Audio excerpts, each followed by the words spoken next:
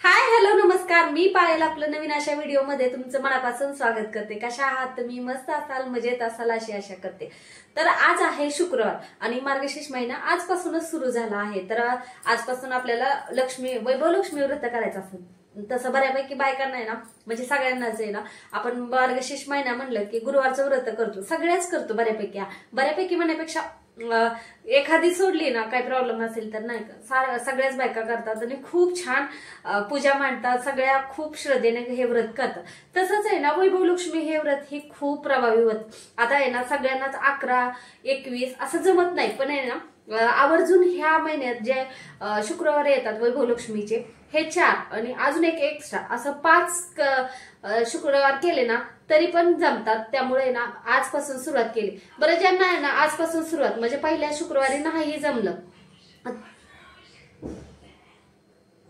पहिल्या शुक्रवारी नाही जमलं काही कारणास्तव, बरं माहित नसतं त्याच्यामुळं, पण आहे ना मी हा व्हिडिओ जेव्हा केलाय तेव्हा तुम्हाला नसेल कळलं तरी आहे ना, तुम्ही मार्गशीर्ष महिन्यातल्या कुठल्याही एका शुक्रवारपासून सुरुवात करू शकता। 5, 7 आपल्या ह्याच्यानुसार करायचं आणि याची पूजा मांडणी खूप सोपी असते। फक्त आहे ना आपली श्रद्धेने आपल्याला करायचं असतात, खूप एवढं काही असं तामझाम नसतं।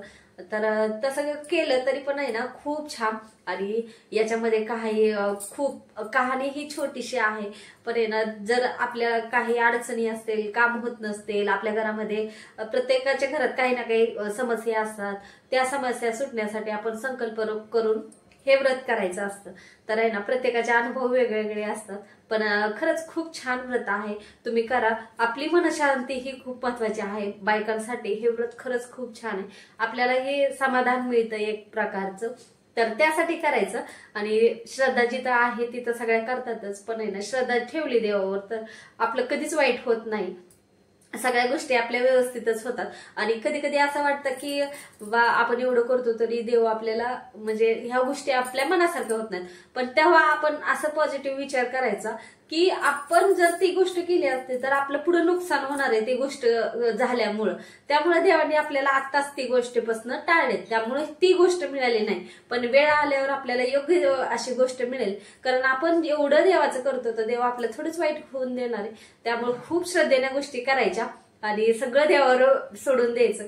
मी तर तसं करते आणि खूप पॉझिटिव्ह राहते, त्यामुळं आता मला थोडस सर्दी ते झाले, वातावरण खूप चेंज झालं आहे, तरी पण आहे ना आज शुक्रवार आहे तर मला तेवढ्या उल्हासाने म्हणजे खूप जास्त सर्दी ते झाले, पण तरी पण आहे ना तेवढ्या उल्हासाने मी ह्या गोष्टी करते। आणि आता संध्याकाळ झाली आहे, आता मग स्वयंपाक अगोदर करून घेतला, म्हटलं नंतर आपल्याला पूजा मांडणी ते करायचे, मग मुलं संध्याकाळी लवकर झोपी जातील, मग नाहीतर म्हणलं असं काय असेल तर मग लगेच झोपी जातात, त्यामुळं मग पूजाच्या अगोदर स्वयंपाक केलाय आणि ताट पण भरून घेतलंय।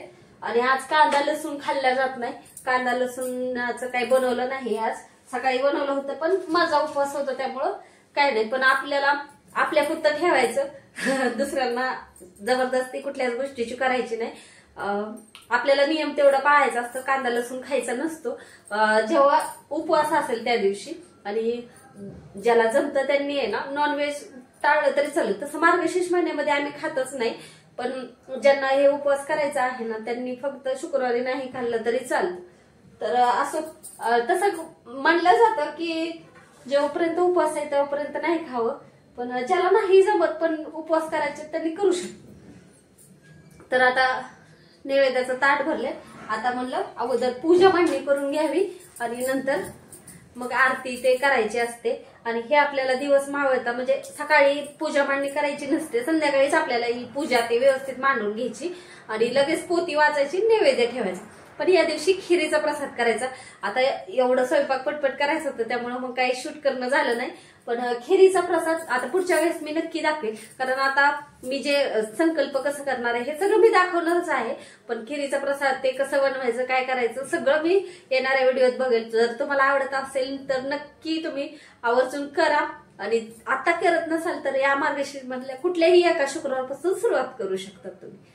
तर चला पूजा मांडणी करून घेते।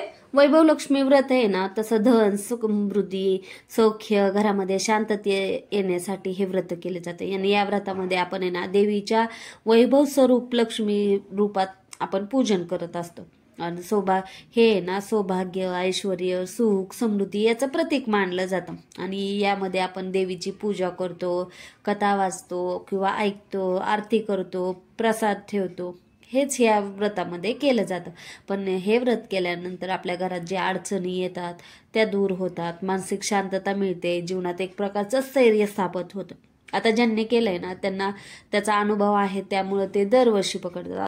आपल्याला संकल्प करायचा असतो. आता संकल्प कसा करायचा, तर संकल्प करताना पहिल्यांदा आहे ना आपल्याला डाव्या हाताने उजव्या हातावर पाणी घ्यायचं आणि 3 पळे आपल्याला पाणी प्यायचं असतं. त्याच्यात केशवाय नमः, ओम नारायणाय नमः, ओम माधवाय नमः असं म्हणून आपल्याला 3 पळे पाणी प्यायचं. आणि 4थ्या पळीला पाणी घ्यायचं, थोडंसं फूल घ्यायचं, अक्षदा घ्यायच्या, हळदी कुंकू हे आपल्या हातावर घ्यायचं, उजव्या हातावर. आणि जे आपल्या इच्छा आहेत, आपण हे व्रत कशासाठी करणार आहोत तेही बोलायचं. आणि पहिल्यांदा त्याच्या आपलं नाव घ्यायचं, आपलं गोत्र घ्यायचं, आपलं कुलदैवताचं नाव घ्यायचं, इष्टदेवताचं नाव घ्यायचं आणि आपल्या इच्छा बोलायच्या आणि ते आपल्याला सोडून द्यायचं आहे. ना आपण किती दिवसाचं व्रत करणार आहे तेही म्हणायचं. हे सगळं बोलायचं आपण. आणि त्यानंतर आपण थोडंसं पाणी घ्यायचं आणि ते पाणी आपल्या हातावर टाकायचं आणि ते सोडून द्यायचं. आणि त्याच्यानंतर अजून एक पळी पाणी घ्यायचं आणि तेही सोडून द्यायचं.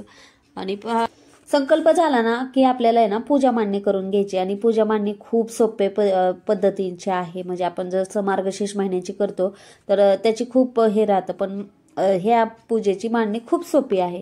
आणि याचे काही आपल्याला वैभवलक्ष्मी मातेचे जे व्रत करतो ना त्याचे काही नियम पाळावे लागतात. आता हे नियम पहिलं तर म्हणजे सांगायचं म्हणलं तर खूप श्रद्धेने हे व्रत करायचं.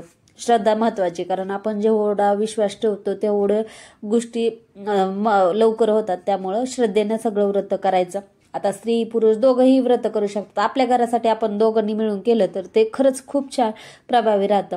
आणि याच्यामध्ये ना आपल्याला 11 किंवा 21 असं पुस्तकात सांगितले, पण मी जे ब्राह्मण काका येतात आणि युट्यूबवरही म्हणजे बघितलं आहे की आपल्याला जमत नसेल 11 तर तुम्ही 5 तरी करा, 7 तरी करा, पण करा असं. आणि हे व्रत आपण आहे ना खूप म्हणजे गुरुजी असं काही लागत नाही, आपण स्वतः करू शकतो, स्वतःच उद्यापन करू शकतो आपल्याला. आणि कुठं गावाला जायचं असेल ना तर त्या दिवशी नाही करायचं.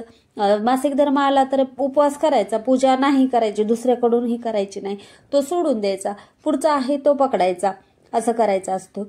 आणि परत आपल्याला आहे ना सुतक ते आलं तर त्या वेळातही करायचं नाही, तेव्हा थांबवायचा.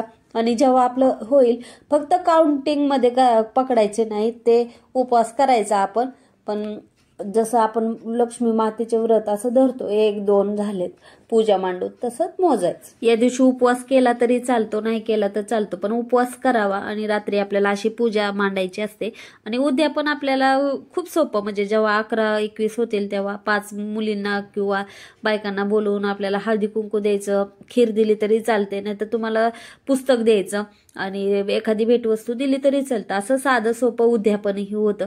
आणि या रिलेटेड आपला मोठा व्हिडिओ मी लवकरच आपल्या चॅनलवर टाकणार आहे. तर असा नियम आहे. आणि या दिवशी आहे ना देवीला खिरीचा प्रसाद करायचा. मग तुमची गव्हाची असो, तांदळाची असो, खीर देवीला प्रिय आहे म्हणून खिरीचा प्रसाद करायचा. आणि याच दिवशी आहे ना आपलं मार्तंड भैरव षडोत्सव आरंभ होणार होतं. तर आमच्याकडं माझं कुलदैवत नाहीये, तरी पण आहे ना माहेरून आहे, त्यामुळं पूजा मी मांडली आहे. तर तीच पूजा आज करून घेतली आहे. तर असा होता आजचा व्हिडिओ कसा वाटला नक्की कमेंट करून सांगा. व्हिडिओ आवडला तर प्लीज लाईक करा, शेअर करा, सबस्क्राईब करा. श्री स्वामी समर्थ.